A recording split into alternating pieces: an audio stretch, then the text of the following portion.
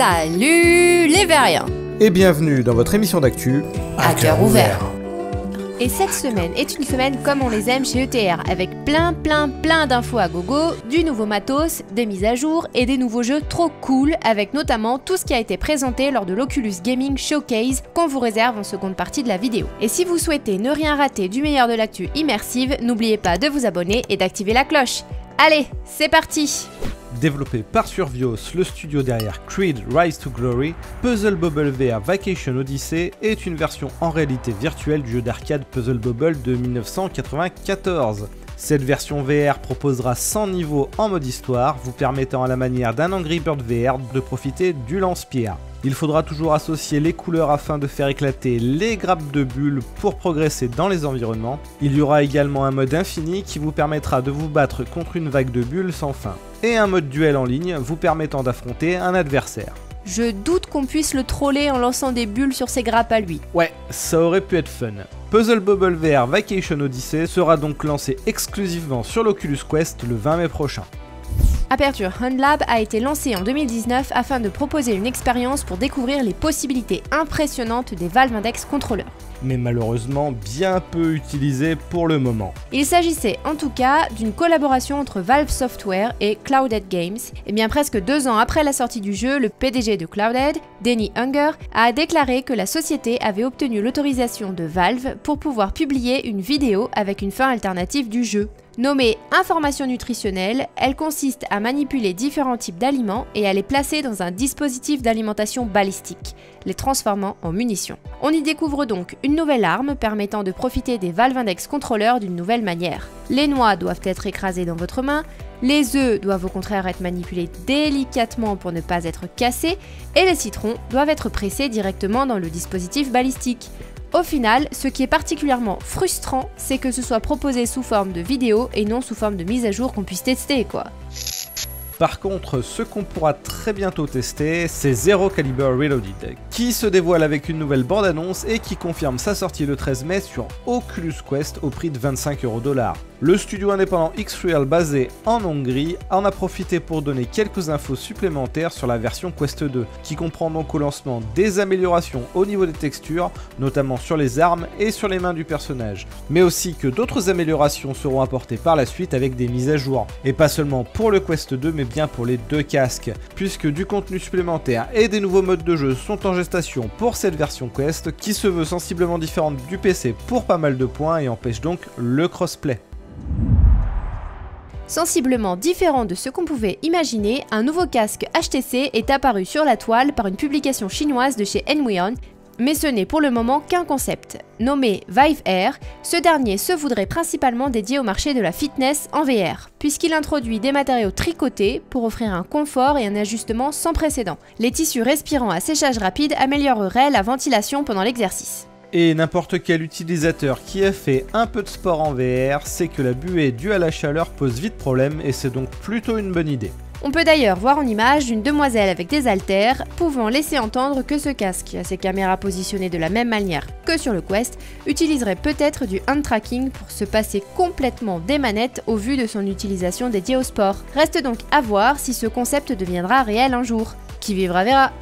On continue avec le matériel puisque le créateur du casque VR Decagear lance les précommandes d'un autre produit, le Decamove. C'est un petit périphérique que les utilisateurs attachent à leur hanche et une fois synchronisé avec un PC, la société affirme qu'il vous permet de déterminer la direction à suivre dans les jeux VR en fonction de l'orientation de votre hanche et non en fonction de la direction de votre tête ou de vos mains. En théorie, cela pourrait être utile dans de nombreux jeux en déplacement libre, rendant la chose un peu plus naturelle. Et d'après les développeurs, le périphérique serait compatible avec la plupart des jeux Steam VR. Si cet accessoire vous intéresse, la précommande est dispo sur le site des développeurs en lien dans la description de la vidéo et commence à la manière d'un Kickstarter à partir de 59$. John Carmack et Andrew Bosworth, responsables de l'AR/VR chez Facebook, ont récemment participé à une discussion audio sur Twitter. Et ils ont apporté certaines infos sur la stratégie à long terme de Facebook. Déjà, le Quest 2 risque de durer assez longtemps sur le marché sans successeur, ce qui n'est pas forcément incohérent vu les pénuries de micro-composants. Et ce qui en fait donc un achat d'une certaine pérennité dans le temps. Mais surtout, la firme compte bien à terme proposer à l'utilisateur d'accéder à l'intégralité des fonctions du casque via le hand tracking. Le but est de supprimer intégralement les manettes dès l'achat du casque afin de réduire les coûts pour l'utilisation purement bureautique. De notre point de vue, le tracking des mains est pour le moment encore bien imparfait et une évolution de celui-ci ne pourrait être que bénéfique pour l'utilisateur. Allez, c'est le moment de... L'instant des contracts. Avant de passer aux nouveautés de l'Oculus Gaming Showcase, je vous rappelle que ce dimanche à 21h aura lieu la cérémonie des Awards francophones sur notre chaîne Twitch et que vous avez la possibilité de voter pour les jeux que vous préférez sur notre site. Je vous ai mis les divers liens dans la description de la vidéo. Donc en plus d'interviews sur la VR que vous ne verrez nulle part ailleurs, il y aura aussi des cadeaux à gagner, plein de cadeaux à gagner, donc n'oubliez pas de vous pointer. En plus on compte sur vous pour de la bonne ambiance dans les commentaires, donc voilà, vous êtes prévenus, 21h ce dimanche. Allez, actu suivante. L'événement de Facebook nous a fourni un joli panel de nouveautés et on commencera par une série de mises à jour prévues pour pas mal de jeux VR, avec notamment Pistol Whip, dont la nouvelle campagne narrative sur le thème du Far West, nommée Smoke and Thunder, sera disponible gratuitement cet été. 5 nouvelles scènes racontent l'histoire de 2 sœurs dans le Far West, où les trains, la technologie et les explosions ouvrent la voie à un certain nombre de surprises. Et ce n'est pas tout, puisqu'un nouveau mode de personnalisation sera également disponible en simultané. Pistolet à rafale ou esquive dans les niveaux en tant que pacifiste sans munitions, le jeu proposera une combinaison infinie d'armes et de modificateurs pour chaque niveau. Plutôt cool quoi! Une grosse modification également, mais dispo cette fois immédiatement, c'est le mode coopératif pour la partie Horde de Warhammer 40 000 Battle Sister. La mise à jour coopérative Last Bastion permet donc à 2 joueurs de faire équipe sur Oculus Quest et d'affronter des hordes d'ennemis de la franchise Warhammer. Des ennemis que vous pourrez donc prendre plaisir à flinguer à coups de bolter ou que vous découperez à l'épée. Au fur et à mesure que vous traversez les vagues, vous gagnez des crédits pour acheter des armes plus grandes et plus performantes pour encore plus de massacres. Et le massacre ne s'arrête pas là, puisque The Walking Dead Saints and Sinners proposera en mai la mise à jour Aftershocks. Elle offrira aux joueurs des heures de nouveaux contenus à explorer sous la forme de nouvelles missions, d'objets à collectionner et de nouveaux outils de survie à utiliser. On rappelle que ce jeu Walking Dead VR est absolument excellent et si vous n'y avez pas encore jeté un œil, vous retrouverez un test de Nick en description de la vidéo. Et pour finir avec les mises à jour, c'est Crytek qui conclut avec son Freestyle Expansion Pack pour The Climb 2, qui ajoutera 12 niveaux à son jeu, dont 6 gratuits qui sont déjà disponibles présentement. Au-delà des niveaux supplémentaires, une nouvelle mécanique d'escalade basée sur le rythme a été implémentée. Vous pourrez dorénavant voir des prises disparaître le long de votre parcours, ce qui vous obligera à apprendre des patterns de déplacement au rythme d'une musique de fond.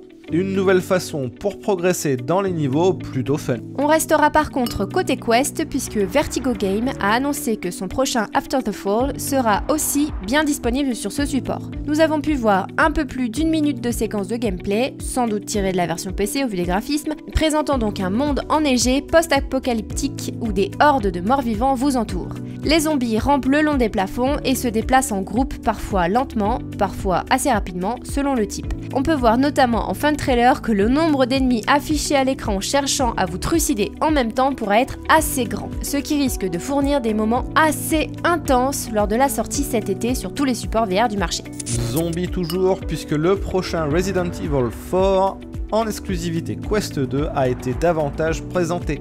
Outre le passage du jeu en vue à la première personne, on a pu apprendre que certaines armes devront s'utiliser à 2 mains ou que le fait de pouvoir tenir un couteau et un pistolet en simultané est tout à fait possible. Avec également un nouveau système d'inventaire physique pour augmenter l'immersion, mais aussi la possibilité d'attraper ses armes sur le côté ou derrière l'épaule. Le jeu proposera des déplacements libres mais aussi la téléportation pour les plus sensibles à la cinétose, et le titre aura même une option permettant d'y jouer assis. Enfin, si les cutscenes du jeu sont présentées dans leur format original, le passage du titre sur l'Unreal Engine 4 aura été l'occasion de mettre à jour un certain nombre de textures.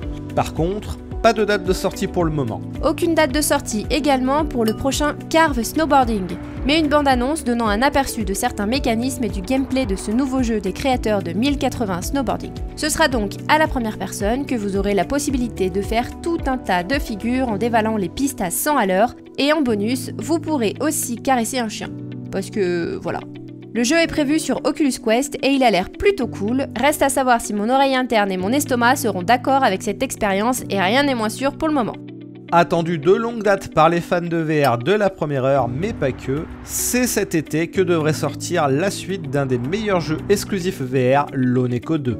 Le titre de Ready at Dawn propose une expérience solo qui se concentre sur la relation entre une IA cybernétique appelée Jack, contrôlée par le joueur, et le capitaine Liv, une astronaute perdue aux confins de l'espace suite à un événement exogène mystérieux. Le duo est donc enfin prêt à reprendre du service et à vous permettre d'explorer la suite de l'aventure. Les quelques images laissent entrevoir des mécaniques très similaires au premier opus, et j'espère pour ma part qu'elles seront cette fois un peu plus variées. Réponse très bientôt. Allez, il est l'heure de la question. Comme chaque semaine, on retient une question dans les commentaires pour l'émission suivante. Et cette semaine, c'est TheBoss24 qui demande « L'écran du Quest 2 n'est-il pas à 90 Hz ? Le 120 Hz sera donc-il véritablement perceptible ? En tout cas, super vidéo !» Eh bien merci déjà, ça fait toujours plaisir d'avoir des commentaires positifs sur nos vidéos, qu'on essaye d'améliorer petit à petit, en fonction des commentaires et des critiques constructives quand c'est possible. Pour le Quest 2, il était simplement limité à 90 Hz de base par Facebook pour ne pas consommer trop de ressources. Mais l'écran pouvait bien aller au-delà manifestement. Certains utilisateurs sentiront le passage et le surplus de fluidité à 120 Hz et d'autres absolument pas. C'est complètement dépendant de la vision et du besoin de confort et du ressenti de chacun. Donc tu ne le sauras que quand tu l'activeras, notamment sur un jeu assez rapide comme Beat Saber. Si pour toi ça ne change rien, c'est pas la peine de l'activer, ça évitera de bouffer de la batterie pour rien. Et voilà, c'est la fin de cette récap. On espère que ça vous a plu et si c'est le cas, n'oubliez pas le pouce bleu et un petit commentaire pour aider au référencement. On vous fait des bisous et à la semaine prochaine. Ciao ciao!